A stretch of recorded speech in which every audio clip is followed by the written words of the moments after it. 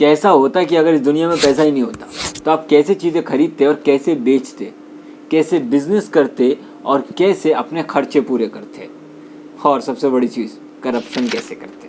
चलो दोस्तों, my name is Sarwat Niazi और आज का टॉपिक बहुत ज़्यादा इंटरेस्टिंग होने वाला है। मतलब हमारे दिमाग में एक सवाल आता है, यार काश पैसा ही नहीं होता तो कोई टेंशन नहीं होती। समझ रहे हो ना सब, मतलब एक इक्वल आता है ना दिमाग में, ऐसा है। आज वही टॉपिक मैं आपके सामने लेके आया हूँ कि अगर पैसा नहीं होता तो कैसा होता।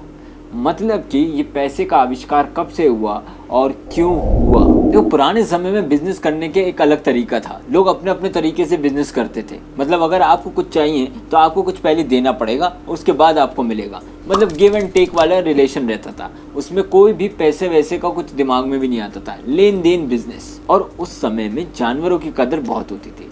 मतलब मुझे आपसे कुछ खरीदना है तो मुझे पहले जो मेरे पास जानवर है उसे आपको देना पड़ेगा और उसके बाद मैं वो चीज़ आपसे ले पाऊंगा। क्योंकि गाइस ट्रांसपोर्ट तो था नहीं उस जमाने, तो ट्रांसपोर्ट ना होने की वजह से कैमल्स या घोड़े हो गए या इन सब के द्वारा ही ट्रैवल किया जाता था हर जगह पे। तो वही लोग इस्तेमाल करते थे बिजनेस में भी कि अपना कोई भी जानवर, चाहे कैमल हो जाए चाहे हॉर्स हो जाए, इनको दे के वो कोई भी कीमती चीज़ खरीद पाते थे और बिजनेस कर पाते थे। और अब जैसे मान लीजिए किसी को घोड़े की ज़रूरत है तो अब वो घोड़ा कैसे खरीदेगा। तो घोड़े वाले को क्या करते थे कि बकरी दे देते थे और घोड़ा उससे खरीद लेते थे। मतलब घोड़ा जितना भी मतलब वो दाम लगाता था, दाम इन सेंस कि उसने कहा कि मुझे 4 बकरी चाहिए इस घोड़े के बदले में, तो वो 4 बकरी देता था और एक घोड़ा ले लेता था। तो इस तरीके से वो बिजनेस करते थे। लेकिन गाइज ये तरीका ज़्यादा टाइम चला नहीं, क्योंकि इसमें बहुत बड़ी प्रॉब्लम थी कि जिसे घोड़ा चाहिए वो बकरियों को देता था और घोड़ा खरीद लेता था। लेकिन घोड़ा जो बेच रहा है अब उसको बकरियों का कोई काम नहीं है।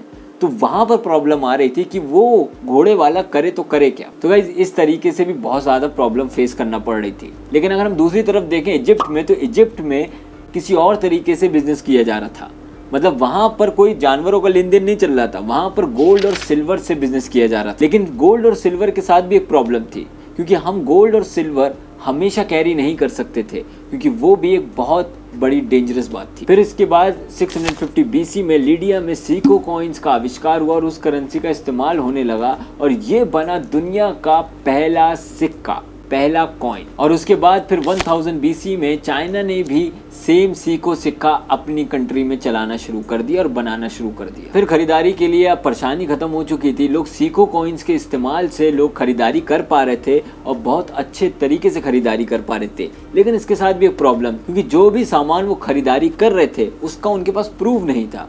मतलब कि कोई स्लिप या रसीद नहीं थी जिससे वो साबित कर सकें कि उन्होंने उस दुकान से या उस दुकान से इस चीज़ को खरीदा है। फिर उसका सोल्यूशन 12th सेंचुरी में किया गया। स्लिप की जगह टेली स्टिक का इस्तेमाल किया गया। स्लिप का इस्तेमाल इसलिए नहीं किया जा सकता था क्योंकि उस वक्त पेपर बहुत ज़्यादा महंगा था। सो गाइस टेली स्टिक का इस्तेमाल ऐसे होता था कि एक लकड़ी पे कुछ लिखा जाता था और उसके 2 टुकड़े किए जाते थे। एक टुकड़ा खरीदने वाला रखता था और एक टुकड़ा बेचने वाला रखता था, और इससे पहचान रहती थी कि कौन सा प्रोडक्ट कहाँ से खरीदा गया है। फिर मार्केट में सिक्को कॉइन्स की वजह से बिजनेस बढ़ने लगा और 16th सेंचुरी में इंग्लैंड ने गोल्ड स्मिथ बैंकिंग की शुरुआत की, जिसमें लोग अपना पैसा और गोल्ड जमा कराते थे। और जैसे जैसे मार्केट में पेपर बढ़ता गया वैसे ही टेलीस्टिक को रिप्लेस किया गया और बिल ऑफ एक्सचेंज का सिस्टम लाया गया। मतलब जो पैसा और गोल्ड जो बैंक में जमा करा दिया जाता था उसकी रसीद उनको मिल जाती थी और ये रसीद बिल ऑफ एक्सचेंज की खरीदारी में काम आती थी। मतलब समझ लीजिए उस ज़माने का एक क्रेडिट कार्ड है ये। क्रेडिट कार्ड में हम क्या करते हैं कि हम क्रेडिट कार्ड से चीज़ें खरीद पाते हैं और बाद में हमारे बैंक से पैसे कट जाते हैं। वैसे इस रसीद से यही होता था कि लोग चीज़ें खरीदते थे और उनके बैंक से उनके पैसे कट जाते थे और इस तरीके से पैसा चोरी से ही बचता था और पैसा हमेशा साथ में लेके चलना भी नहीं होता था। अगर आप बात कर ले हम इंडिया की, तो 1540 से लेकर 1545 तक इंडिया में करेंसी के रूप में एक सिक्का चलाया जाता था, जो कि मुगल्स के वक्त की बात है। शेरशाह सूरी का शासनकाल था और उस वक्त ये सिक्का चलाया गया। और सिल्वर का सिक्का भी था जिसका वजन 178 ग्राम्स था और गोल्ड का भी सिक्का था जिसे मोहर कहा जाता था। अच्छा, जो शेरशाह सूरी ने सिक्का चलाया था उस सिक्के का नाम था रुपया। ये एक संस्कृत वर्ड से लिया गया था जो वर्ड था रुपा। और इस रुपया के आने से पहले टका नाम की करेंसी को चलाया जाता था, जो मोहम्मद बिन तुगलक एम्परर ऑफ दिल्ली सल्तनत इन 1329 इन्होंने टका नाम की करेंसी को इंट्रोड्यूस किया था। फिर 18th सेंचुरी तक सिक्के ही चलते रहे, लेकिन जब 18th सेंचुरी के बाद ब्रिटिश कंपनी इंडिया में आई तब उन्होंने पेपर करेंसी को इंट्रोड्यूस किया और फिर धीरे धीरे इंडिया में पेपर करेंसी पूरे में फैल गई, जिसमें 10, 20, 50, 100, 500 और 1000 के नोट बन गए थे। और उस पे जिसका फोटो था वो थी महारानी विक्टोरिया का एक छोटा सा फोटो उस पे हुआ करता था। फिर 1935 को ब्रिटिश गवर्नमेंट ने रुपए जारी करने का अधिकार रिजर्व बैंक ऑफ इंडिया को दिया। फिर 1947 में इंडिया को फ्रीडम मिली, इंडिया आज़ाद हुआ। फिर उस टाइम 1 रुपए का नोट बनाया गया, जिस नोट को 1949 में लागू किया गया। फिर 1949 से लेकर 1996 तक किसी का भी फोटो नहीं हुआ करता था नोट पे।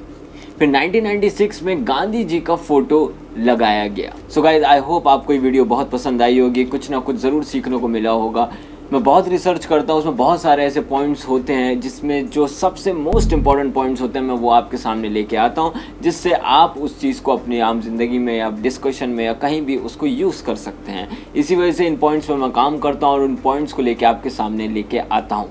तो आई होप आप उस चीज़ की कदर करेंगे और सपोर्ट करेंगे। सपोर्ट बहुत ज़रूरी है गाइस, और आप लोग का प्यार बहुत ज़रूरी है। सब्सक्राइब अगर जिसने नहीं किया वो जल्दी से सब्सक्राइब कर ले, लाइक कर दे। और लाइक करने से क्या होता है, जब आप लाइक करते हो तो मेहनत वसूल हो जाती है। तो प्लीज़ लाइक कर दीजिएगा और कमेंट करना मत भूलिएगा कि आपका क्या सोचना है इस टॉपिक के ऊपर, आपका क्या ओपिनियन है। और अगर आपका कोई भी टॉपिक है तो आप मुझे इंस्टाग्राम पर जाके बता सकते हैं, और उस टॉपिक को अगर मैं उठाता हूँ और उस पर एक वीडियो बनाता हूँ तो मैं आपका नाम ज़रूर मैंशन कर दूँगा।